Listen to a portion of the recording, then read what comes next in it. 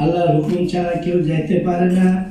আমি যেটা বলবো এটা আমার ক্ষমতা নাই, আমার মুক্তিকা যে শব্দ বাইর করে দিব আল্লাহ ওইটাই আমি বলবো, ঠিক আছে?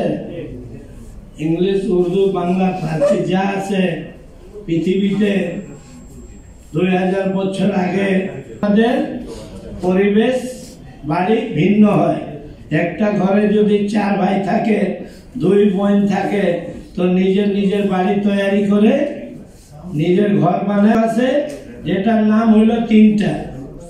একটা হইলো ভারত, ব্রিটিশ আসলো তাহলে ইন্ডিয়া, আর আকবর বাদশাহ, শাহজাহান বাদশাহ যারা বাদশাহ ছিল ওদের নাম সময় ছিল হিন্দুস্তান।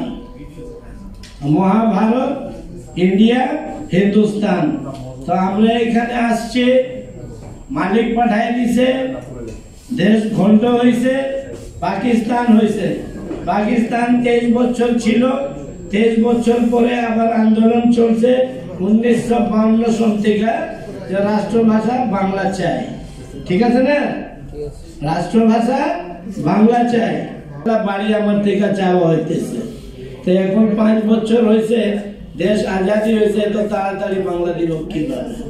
তখন একে ফজলুল হক সাহেবের সাথে কথা হয়েছে 52 সনে, যে ঠিক আছে উনি বাংলা চায় না, বিল্ডিং চায় নাই, ভাষা চাইছে, রাষ্ট্রভাষা যে বাংলা চাই। তো টাকার মধ্যে উর্দু, ইংলিশ, বাংলা সব লেখা ছিল। তো পাকিস্তানের ল্যাঙ্গুয়েজে উর্দু রাখা হইলো কেন? ওইখানে পাঞ্জাবি আছে, আপনার সিন্ধি আছে, বলোচি আছে, ভারত থেকে আমরা আসছি হিন্দু আছে, এখানে আছে বাংলা, 5টা ভাষা সব বাদ দিয়া পাকিস্তানের ল্যাঙ্গুয়েজ রাখা হলো উর্দু, যাতে কেউ না বলে যে আমার ভাষা কেন রাখা হলো, ঠিক আছে?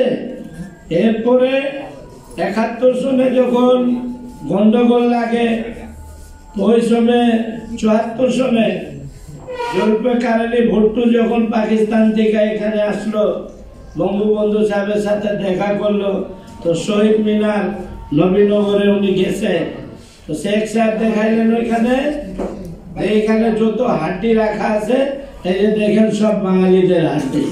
তো জুলফিকার আলী ভুট্টো সাহেব বলছেন যে ঠিক আছে, এখানে হাড্ডি যা আছে বাংলাদেশে যত লোক মরছে সব তো এখানে আইছে, তো হাড্ডিতে ল্যাবরেটরিতে দেওয়া হোক, টেস্ট করা হোক যে কোনটা পাঞ্জাবির হাড্ডি, কোনটা ইন্ডিয়ান মুসলমানের, কোনটা বাংলা মুসলমানের।